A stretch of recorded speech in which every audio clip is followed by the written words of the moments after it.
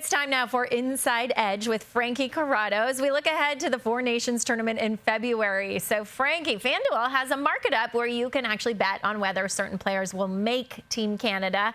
So let's start with Robert Thomas of the Blues and Matt Barzal of the Islanders. Both have minus 250 odds. Who would you say is the better bet to make the team?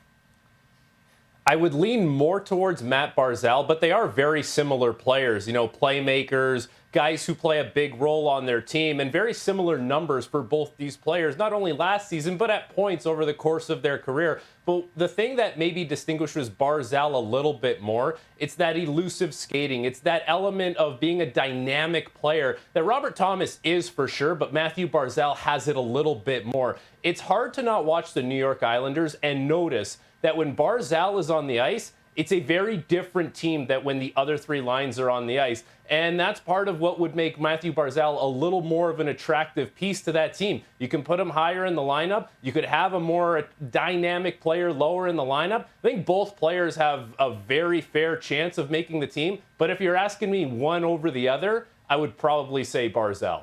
Yeah, he's versatile and a difference maker. And then next up, we got a couple of veterans who have represented Canada several times, Drew Doughty and John Tavares.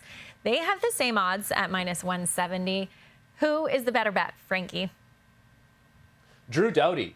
Drew Doughty has a lot of game left. And, last year he was second in the NHL in time on ice per game. And for me, Drew Doughty can do a little bit of everything very, very well. For a long time, Drew Doughty was basically considered the gold standard for a defenseman in the National Hockey League. And when you're trying to put the pieces together for Team Canada and their blue line, it starts with Cale Makar, and then there's a lot of players that are tied for second, third, fourth, fifth, and sixth. And if you think about having a little bit of experience on that blue line, someone who's played at these types of tournaments and had success, Drew Doughty fits the bill. He's got a lot of game left. He can munch minutes. He can play penalty kill. He can do basically everything. And I think Drew Doughty fits the bill for what they would need for a veteran player on the back end. I would give him the edge over John Tavares making that team. Okay, and then what about Mark Scheifele and Ryan Nugent-Hopkins? They're also very versatile. They can play at center or the wing, and FanDuel thinks they're both on the bubble at minus 125. Who are you taking?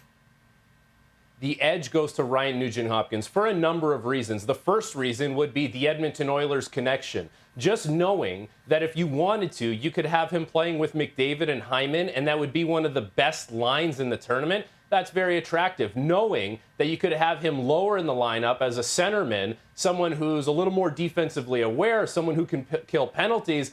There's a lot to like about Ryan Nugent-Hopkins and how versatile he is and having him on that team. Whereas Mark Scheifele is a good player, but Mark Scheifele might leave a little to be desired away from the puck, whereas Ryan Nugent-Hopkins is a little more sharp and a little more versatile. So the Edmonton connection and the versatility of Ryan Nugent-Hopkins gives him the edge over Mark Scheifele. Okay, and finally, Frankie, the big question mark in goal. There are three goalies with identical odds to be the starting goalie for game one of the tournament. We've got Adin Hill, Jordan Binnington, and Stuart Skinner, all plus 162. Who would you put your money on? Whoever is playing the best at the time of the tournament. Now, who will that be? If I had to guess or if I had to project who that would be, probably Jordan Binnington. Out of those three goaltenders, really only one of those guys has had a stretch in their careers where they were not beatable, and that is Jordan Binnington. And yes, there have been ups and downs along the way, but Jordan Binnington has had a playoff run and a regular season run where you just couldn't get anything past him. And Adin Hill won a Stanley Cup, and he was very good. And Stuart Skinner was one win away from a Stanley Cup this past season. But for me, when all those goaltenders are at the peak of their game, as hot as they can play, Jordan Binnington is better than the other two. So for me, it's Jordan Binnington because I have seen him play at a hot level, and he's very difficult to beat. Yeah, we've seen that for sure. And we'll see who has the hot hand come February when the NHL season takes a break for the Four Nations tournament. It's the first time we'll see best on best since 2016. Frankie, thanks for this.